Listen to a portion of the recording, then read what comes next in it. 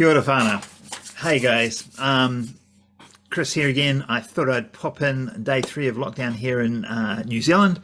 Unfortunately, I've been a bit crook, so I'm going to keep this short. I've been off to have a test to make sure I'm not infected with the COVID, but I'm pretty sure I won't be. Anyway, we'll find out. So, in the last couple of videos, I looked at what you can do to get yourself onto a TEDx stage, and I talked about the main mistake people make. This video is a little bit different. What I want to do in this video is talk a little bit about, is that the right stage for you, and which TEDx stage will serve you best. So, first things, TEDx has a lot of rules, or TED.com has a lot of rules, and every TEDx event is an independently run event, run under TED rules, licensing rules. So we all have the same rules, but we actually run them quite differently because we're all volunteers and we have varying levels of expertise and experience, right? You need to be aware of this. Now, I will put a link in the description here for you to have a look at the TED rules. And there are a lot of them, and there's a lot of links you have to go drill down and look at them in more depth. These rules might mean that TED is, or TEDx stage is not the stage that you want to be on. It all depends on what your area of expertise is, right? I'll give you a rough overview. I've got some notes down there, so I'll just look down. We've got no bad science, and it goes through a little bit more what that means, but basically pseudoscience is something they're really quite strict on.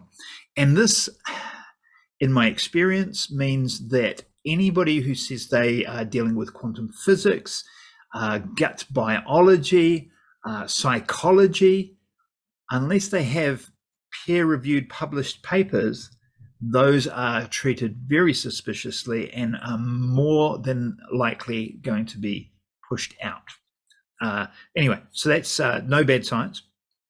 Talks are to be thoughtful, not divisive, and not trying to persuade anyone on a religious point of view, and no commercial agenda.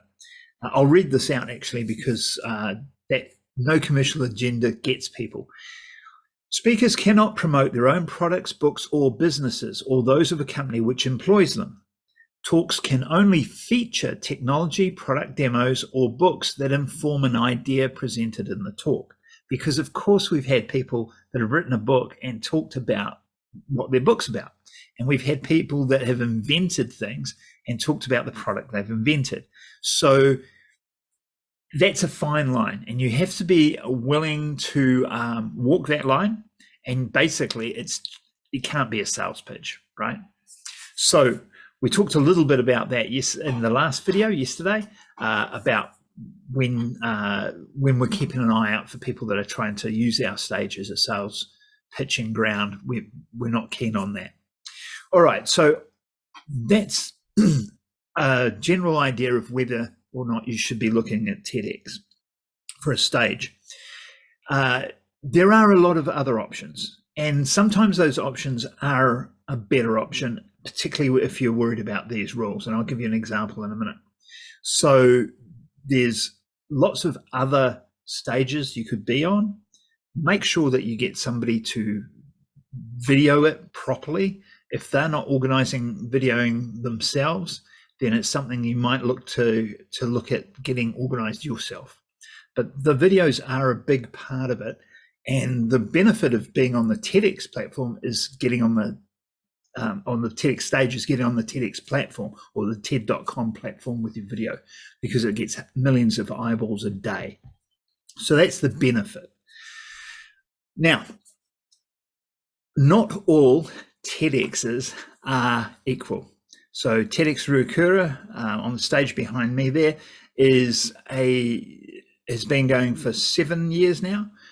We've got a fairly good, consistent product that's come out. So good, consistent talks on the stage. And that's what you want to look at. If you're looking to talk at a TEDx, what you want to find out is, are they new or are they not? Now, I'm not saying that if they're new, it's a bad thing. but it's just something you need to be aware of. If they're new and they haven't had experience at running a TEDx event before, then they may have some trouble with uploading the videos in a short period of time, because there's a lot of hoops to go through and it takes a bit of getting into that sort of thing. And so the second or third year will be a lot quicker than the first year. Just warn you, let you know that's potentially the thing. Now, a new TEDx doesn't mean that they're new people. They could have been volunteering at another TEDx and know all the ropes and they're doing really well. So that's not necessarily a negative thing. It's just something for you to be aware of. If they have been around for a few years, have a look at their videos. Check out the websites. Most of them will have websites. Check out the websites, check out the videos, see what consistency level their talks are at. What you'll find is that probably, and I know it's true for us, our first year, not the greatest talks, all right? We were still getting our footing, we didn't know what we were doing, and we weren't that great. Second year, there were some people that I would have cut later on that I didn't have the guts to cut that second year. So, you know, a learning curve. But since then, we've been very consistent with the performance we've been offering our audiences. So that leads on to the next thing. You want to ask them, what's their coaching program? What do they do? So we have a really comprehensive coaching program we built up over the past few years. It is about 3 months to 4 months long.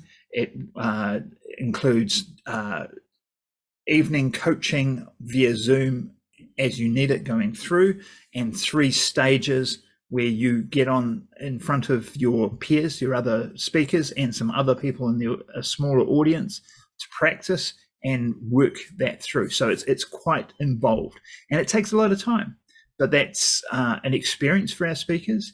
They generally enjoy that. They come out feeling like they've got a new skill, and it means that we've got a fairly decent, consistent performance at the end of the day. Now, different TEDx's will offer different levels of coaching. Some will offer none. Some will say for the last couple of months or few weeks, we've got a Thursday come in between 5 and 9 and get in front of a coach. You know, it's all very different. So find out what they do offer.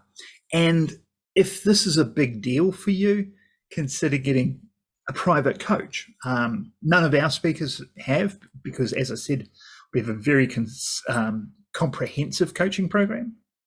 But I know people have spoken to other big venues, big TEDx's, and they've spent some money and got a private coach to really make a difference. And I was in the audience and you could tell which ones had been properly coached.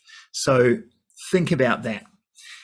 Now, I said that the rules are quite strict, and what I want to do, I'll put the link to the rules in the description here, but in the comments, I'm going to put a link to a YouTube video of Andre's talk. Andre spoke with TEDx Ruakura with us last year, 2020, and his video got held up by the TED.com, and they ultimately said it was not eligible to be put on their platform.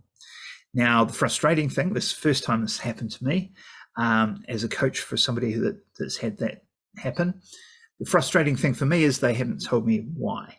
So I don't know whether it was bad science or it was commercial or what the reason was. And I don't know what we would have done much differently. We could have edited the video a little bit if they told us what part is not kosher.